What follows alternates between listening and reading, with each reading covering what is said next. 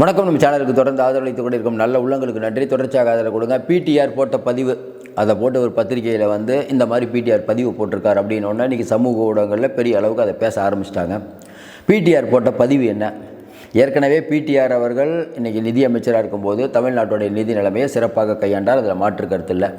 அவர் பேசின ஒரே ஒரு ஆடியோ, அந்த ஆடியோ தான் இப்போ அவருடைய வாழ்க்கையே சூன்யமாகிடுச்சும்பாங்கள, அந்த அளவுக்கு சூன்யமாக்கி இன்றைக்கி உட்கார வச்சுருக்கு. அந்த ஆடியோ என்னன்னு உங்களுக்கு தெரியும். அந்த ஆடியோ வந்ததிலிருந்து அவருடைய நிலைமை கவலைக்கிடம் தான். இன்னும் குறிப்பாக சொல்ல போனால், சமீபத்தில் நடைபெற்ற மதுரையில் கூட்டம்லாம் நடந்தது நீங்கள் பார்த்துருப்பீங்க, கவனித்து பார்த்துருப்பீங்க. கவனிக்காட்டினா கூட தெரிஞ்சிருக்கு, உங்களுக்கு தெரியும். அவர் பின்னாடி அந்த ஓரமாக 2வது 3வது வரிசையில் நின்றுருக்காரு. அவரை சிஎம் பேசவே மாட்டார் அவர்கிட்ட. அதாவது மூர்த்தி அவர்கள்ட்ட பேசி ரொம்ப குழாவி, அதுவும் இல்லாமல் மூர்த்தி மாதிரி ஒரு செயல் வீரர்கள் இல்லைன்னு மேடையில் பேசுகிறார். பிடிஆர் அவர் பேரை மறந்து கூட உபயோகப்படுத்தலை. அங்கே அந்த அரசர் எம்எல்ஏ, மதுரையை சேர்ந்த அரசர் எம்எல்ஏ நின்றுக்கிட்டே இருக்கார். அவருக்கு உட்காரவே டேபிள் போடல நம்மளுடைய கீர்த்தி மாண்புமிகு மூர்த்தி.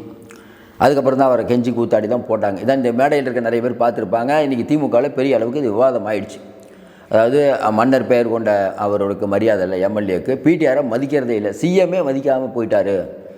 அப்போ இவ்வளோ தூரம் பிடிஆரை அவமானப்படுத்தினார பிடிஆர் அதனால தான் இந்த பதிவை போட்டிருக்காரு அப்படின்னு சொல்கிறவங்களும் உண்டு.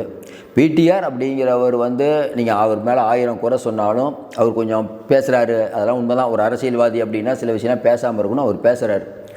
ஆனால் இதை விட கேவலமாக பேசினவங்களெல்லாம் மன்னித்து ஏற்றுக்கொண்ட சிஎம் அவரை ஏற்றுக்காம இருக்கிறது தப்பு.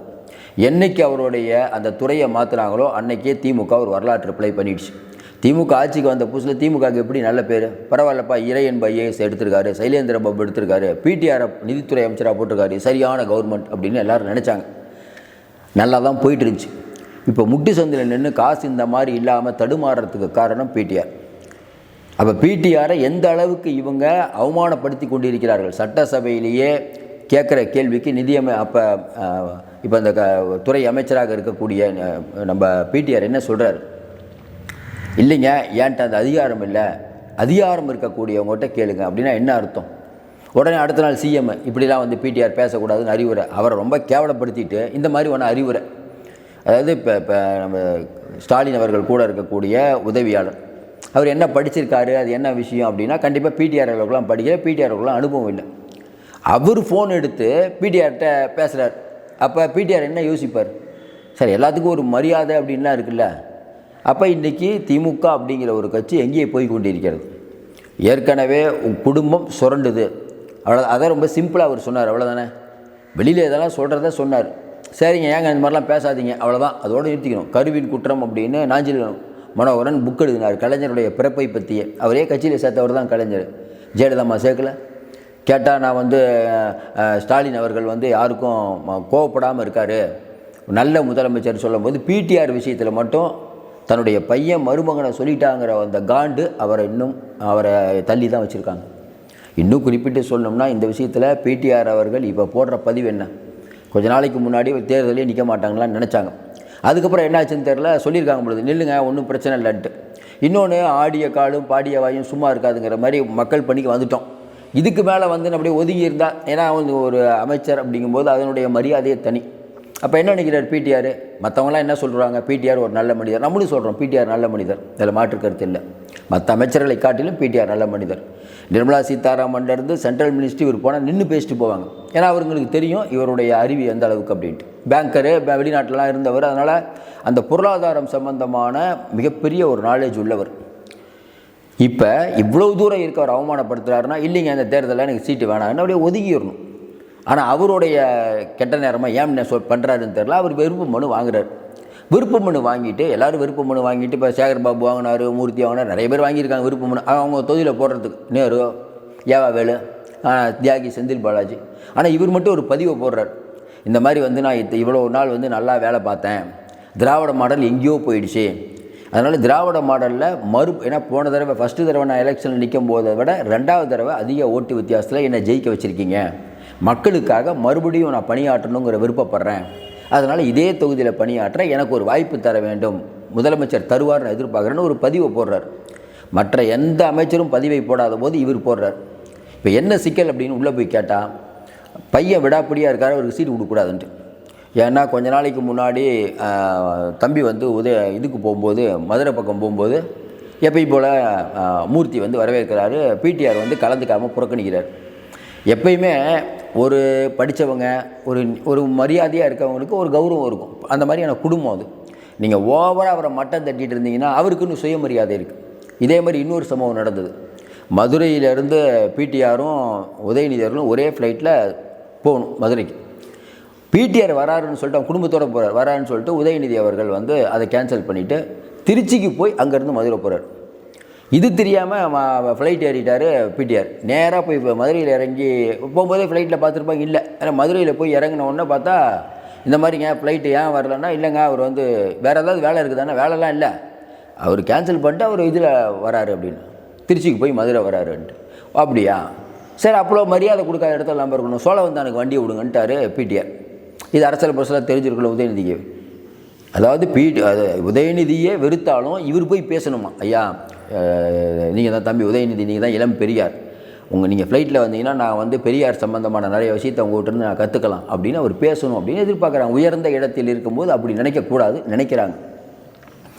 அதாவது பதவி வரும்போது பணிவு வர வேண்டும், துணிவு வர வேண்டும் தோழா, இது இவங்களுக்கு தெரியாது.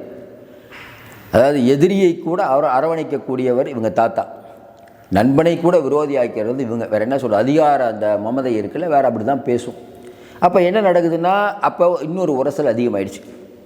அப்போ பிடிஆர் அவர்களை ஓரம் கட்டியிருங்க, தேவையில்லாமல் இவர் பேசிகிட்ருக்காரு, இவர் நமக்கு தேவையில்லைங்கிற முடிவுக்கு வந்துட்டாங்க.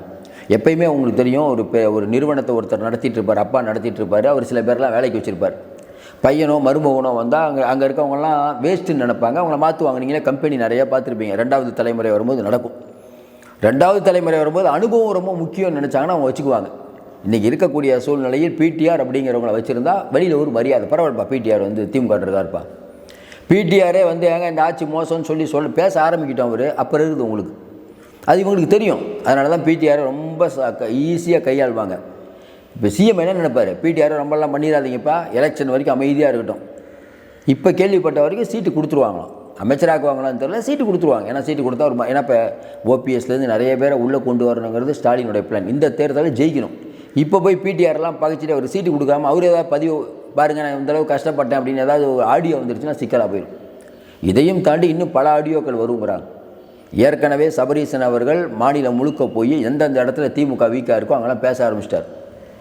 தென் மாவட்டத்துக்கு அவர் போய் தூத்துக்குடிக்கு போனது அது ஒரு பெரிய விவாதமாச்சு, ஃபோட்டோலாம் வெளியில் வந்துருச்சு. இனிமேல் போகிற இடத்துல யாரும் ஃபோட்டோவே பிடிக்கக்கூடாதுன்னு கரார் உத்தரவாம். அப்போ ஒரு பக்கம் மகன் கிளம்பிறங்கிட்டார், மருமகன் கிளம்பிறங்கிட்டார், இன்னொன்று வந்து கோயிலாக சுற்றுறதுக்கு ஆளும் இருக்காங்க. அப்போ என்னென்னா மொத்தமாக என்னென்னா இந்த தடவை நம்ம மிஸ் பண்ணிடக்கூடாது. அப்போ இந்த குடும்பமே களமிறங்கி கொண்டு இருக்கிறது. இன்பநிதி வேறு படம் வேறு எடுக்கிறாரு. ஏன் இதை சொல்கிறேன், அதையும் சொல்லிட்டாங்க. இந்த அளவுக்கு வந்து சின்ன வயசில் இவ்வளோ பெரிய கோடி பட்ஜெட்டில் பண்ணுறது ஆசியாலே இவர் தான் ஃபஸ்ட்டு. ஒரு இளம் தொழிலதிபராக அந்த ரேஞ்சுக்கு போயிட்டார் இன்பன் உதயநிதி. நாங்கள் போக வேண்டியது தான். ஏன்னா அவர்களுடைய குடும்பம் உழைப்பால் உயர்ந்த குடும்பம், உழைப்பவரே உயர்ந்தவர். இதுதான் வந்து ஸ்டாலினுடைய தாரக மந்திரம், உதயநிதியோட தாரக மந்திரம் அதுதான். உழைப்பு தான் வந்து ஒரு மனிதனை உயர்த்தும். நம்மளே அதானே சொல்கிறார், சிஎம் சொல்கிறார் படி படி படிங்கிறார். ஏன்னா சிஎம்மும் அவங்க குடும்பம் இவங்கெல்லாம் வந்து படிப்பினால் உயர்ந்த குடும்பம். அப்போ நம்ம அவங்கள பார்த்து நம்மளும் படிக்கணும், படித்தால் உயரலாம் அப்படிங்கிறதுக்கு. இப்போ கலைஞரை பார்த்து நம்ம நினைக்கிறோம், பாரு கலைஞர் வந்து குறளோவியம் எழுதினார் அப்படின்னு, நம்மளும் அவரை பார்த்து அது மாதிரி கொஞ்சம் எழுதணும். இன்னும் கலைஞருடைய அறிவுத்திறமை நம்மளை ஈர்க்கும். அந்த மாதிரி இவங்களை எதை பார்த்து ஈர்க்க வேண்டும் என்பதை நீங்கள் தான் பார்த்து கொண்டிருக்க மக்கள் தான் முடிவு செய்ய வேண்டும். ஏன்னா சிரிக்காமல் இவங்க சிலதெல்லாம் பேசும்போது நமக்கு உண்மையிலே நம்மளெல்லாம் நினச்சா என்ன இவங்க நினச்சிட்ருக்காங்கன்னு நினைக்குது. படிக்க சொல்கிறாங்க, பரீட்சைக்கு போனால் டிஎன்பிசி எக்ஸாம் இல்லைங்கிறாங்க, அப்படியே பாஸ் ஆனாலும் நேர்முக தேர்வில் எவ்வளோ காசு இருக்குங்கிறாங்க. ஆனால் கேட்டால் படி படி படிங்கிறாங்க. என்ன சொல்கிறதுன்னு தெரில. 1000, 2000, 3000, 4000, 10,000ன்னு கூவி மக்களே வாங்க வாங்க வாங்க உங்களுக்கு தான் ஆஃபர்னு சொல்கிறாங்க. மக்கள் யோசிக்க மாட்டுறாங்க. என்னங்க தேர்தல் வர நேரத்தில் எல்லோரும் இவ்வளோ சலுகைகள் கொடுக்குறாங்களே, இலவசங்கள் கொடுக்குறாங்களே, இதெல்லாம் எதுக்கு? நாளைக்கு வந்தவுடனே நம்மகிட்ட ஏற்கனவே நாமம் போட்டாங்க, இன்னும் பெரிய நாமமாக போட போகிறாங்க. கேட்டால் மத்திய பாஜக ஆட்சின்னு பேசிகிட்டு இருக்காங்க. எங்கே போய் முடிய போகுதுன்னு தெரியல. அப்போ பிடிஆர் அவர்களுடைய ஆடியோ இன்னும் 2-3 வந்தால் இது இவர்களுக்கு பெரிய சிக்கலாகும். ஒருவேளை அதை நான் தான் பேசுனதுன்னு அவர் சொல்லிட்டா ஓரளவுக்கு மேலே என்னங்க பண்ணுவாங்க? ஆமாங்க, நான் அந்த அரசியலே வேணான்னு என்ன பண்ணுவார்? இவ்வளோ மரியாதை நான் ஒரு ஆளை நீங்கள் வந்து அவமானப்படுத்தி கொண்டிருந்தால் அவமானத்தில் ஒரு நாள் பேச தான் செய்வார். இப்போ என்ன சிக்கல்லாம் திமுகவுக்கு ஏற்கனவே பேசியிருக்க ஆடியோலாம் வந்துச்சுன்னா எலெக்ஷன் நேரத்தில் இன்னும் பல விஷயங்களை அவர் சொன்னார்னா, பிடிஆருக்கு நன்றாக தெரியும் சிஎம் எப்படி இருப்பார்னு. சிஎம் இருக்கார், கூட இருக்கக்கூடிய ஐஏஎஸ் ஆஃபீஸர்கள் அவர் சொல்கிறதா அவர் கேட்பார். ஐஏஎஸ் அதிகாரிகள் முட்டு சந்தில் கொண்டு வராங்கங்கிறது பிடிஆருக்கு தெரியும். ஏன்னா அவரே ஒரு பேங்கர். எப்படிங்க அவர் கேட்குறாரு, எப்படி அமைச்சரவை கூட்டத்தில் என்ன நடந்தது? பிடிஆர் நேராக கேட்குறாரு, எப்படிங்க கொடுக்க முடியும்? ஒன்று அங்கே இருக்கக்கூடிய உதயச்சந்திரன் சொல்கிறாரு, இல்லைங்க அதெல்லாம் பண்ணலாம். இப்போ உதயச்சந்திரன் வந்து பண்ணலான்னு சொல்லும்போது சேகர் பாபு இருந்தால் அப்படிங்களா பண்ணிடலான்றார். ஏன்னா அவர் இங்கிலீஷில் ஏதோ பேசினா அவருக்கு ஒன்றும் புரியாது. பிடிஆர் இவர் பேசுவார், ஐஏஎஸோட பேசுவார். பேசிட்டு கம்முன்ட்டுருப்பா, வெயிலையும் மழையிலையும் வந்து ஓட்டு கேட்டு நான் எம்எல்ஏ ஆகிருக்கேன், தலைவர் வந்து கஷ்டப்பட்டு மக்களை செஞ்சு அவர் முதலமைச்சராக இருக்கேன், நீ யாருப்பா நீ? நாங்கள் சொல்கிறத செய்ய வேண்டியவர், நீ என்னமோ முந்திரி கொட்ட மாதிரி பேசிக்கிட்டே இருக்க அப்படின்னு கேட்டார்னு வச்சுக்கோங்களேன். ஐயோ இவர் புத்திசாலி, இவரை வச்சுக்கூடாதுன்னு அவர் வந்து சிஎம்கிட்ட போட்டு கொடுத்து இது ஒரு காரணம். ஒரு ஆடியோவை தாண்டி ஐஏஎஸ் அதிகாரி போட்டு கொடுத்ததான் இன்றைக்கி பிடிஆரோட நிலைமை. அப்போ இன்றைக்கி ஐஏஎஸ் அதிகாரி சொல்கிறத நீங்கள் கேட்குறீங்க. இன்றைக்கி பார்த்தீங்கன்னா அந்த இடி மேட்டரில் எத்தனை ஐஏஎஸ் ஐபிஎஸ் மாற்றிருக்காங்க. இதுதான் இந்த ஆட்சியுடைய லட்சணம்னே சொல்லலாம்.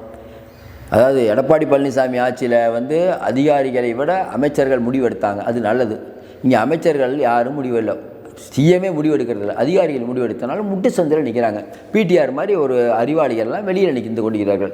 கேட்டால் நீங்கள் அறிவு திருவிழா அது பண்ணலாம் நன்றி, அறிவாளிகள் எல்லாம் வெளியே அனுப்பிவிட்டு அறிவு திருவிழா யாரை வச்சு கொண்டாடுறீங்க? மாற்றுக் கட்சியிலேருந்து வந்து இளம் பெரியார், ராஜேந்திர சோழன், ராஜராஜ சோழன்னு கூவுறவங்களை பார்த்து நீங்கள் பண்ணிகிட்ருக்கீங்க. தேர்தல் தெரிந்துவிடும் உங்களுக்கு சொல்லுங்க. நீங்கள் சொல்கிறீங்கள பிரகாசமாக எரிந்து கொண்டு இருக்கிறது, இந்த விளக்கு மீண்டும் எரியுமா அப்படிங்கிறத நீங்கள் பார்த்துட்டு இருக்க மக்களே நிறையா கருத்தெல்லாம் சொல்கிறீங்க. கண்டிப்பாக எரியறதுக்கான வாய்ப்பே இல்லைன்னு தொடர்ந்து ஆதரவு கொடுங்க. நிறைய அண்மை தகவலை கொடுத்துட்ருக்கோம். மீண்டும் சந்திப்போம். நன்றி, வணக்கம்.